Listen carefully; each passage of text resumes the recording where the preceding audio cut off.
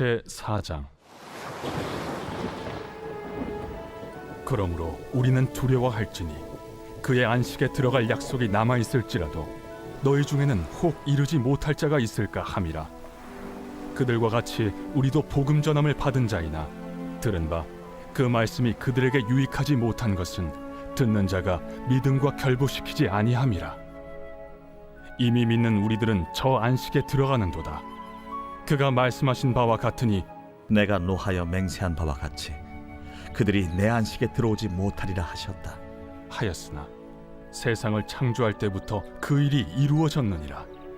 제7일에 관하여는 어딘가에 이렇게 일렀으되 하나님은 제7일에 그의 모든 일을 쉬셨다 하였으며 또다시 거기에 그들이 내 안식에 들어오지 못하리라 하였으니 그러면 거기에 들어갈 자들이 남아있거니와 복음 전함을 먼저 받은 자들은 순종하지 아니함으로 말미암아 들어가지 못하였으므로 오랜 후에 다윗의 글에 다시 어느 날을 정하여 오늘이라고 미리 이같이 일렀으되 오늘 너희가 그의 음성을 듣거든 너의 마음을 완고하게 하지 말라. 하였나니 만일 여호수아가 그들에게 안식을 주었더라면 그 후에 다른 날을 말씀하지 아니하셨으리라. 그런즉 안식할 때가 하나님의 백성에게 남아있도다. 이미 그의 안식에 들어간 자는 하나님이 자기의 일을 쉬심과 같이 그도 자기의 일을 쉬느니라. 그러므로 우리가 저 안식에 들어가기를 힘쓸지니 이는 누구든지 저 순종하지 아니하는 본에 빠지지 않게 하려 함이라. 하나님의 말씀은 살아있고 활력이 있어 좌우에 날선 어떤 검보다도 예리하여 혼과 영과 및 관절과 골수를 찔러 쪼개기까지 하며 또 마음의 생각과 뜻을 판단하나니 지으신 것이 하나도 그 앞에 나타나지 않음이 없고 우리의 결산을 받으실 이의 눈앞에 만물이 벌거벗은 것 같이 드러나느니라.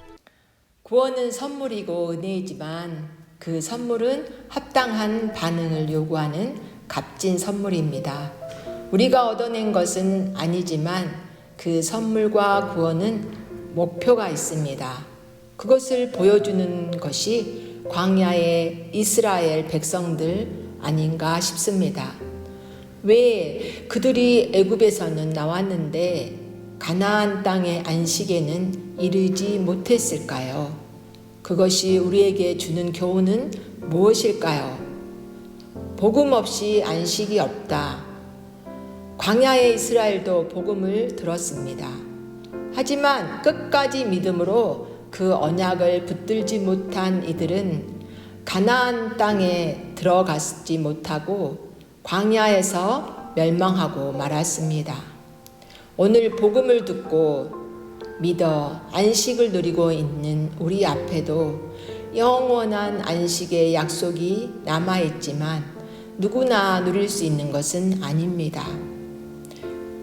하나님의 안식은 창조 때부터 시작되어 지금까지도 믿는 백성들이 누리고 있습니다. 다만 불순종하는 자들에게는 취소되거나 허락되지 않을 뿐입니다. 또 가나안 땅에 들어갔다고 해서 안식이 성취되는 것도 아닙니다. 가나안 땅이 아니라 하나님의 말씀 안에서 거할 때 안식이 찾아옵니다. 안식은 하나님께서 먼저 건네주신 은혜로운 선물이지만 믿음으로 힘써 그 초대에 반응할 때 참여할 수 있습니다. 살아계신 하나님의 예리한 칼날 같은 말씀으로 날마다 내 생각과 뜻을 조명하여 은밀한 의도나 잠재의식까지 숨김없이 드러내면서 투명하게 살아갈 때 참여할 수 있습니다. 이미 안식을 누리고 있는 사람이라도 남은 안식, 즉 영원한 구원에는 이르지 못할 수 있기 때문입니다. 히브리서 2장 1절 또 3장 12절에 보면 신앙의 긴장을 늦추지 말아야 한다는 것을 알 수 있습니다. 하나님의 말씀이 우리를 창조하도록 맡겨야 합니다. 그날 이 말씀의 창조에 따라 우리가 정산할 것이 있기 때문입니다.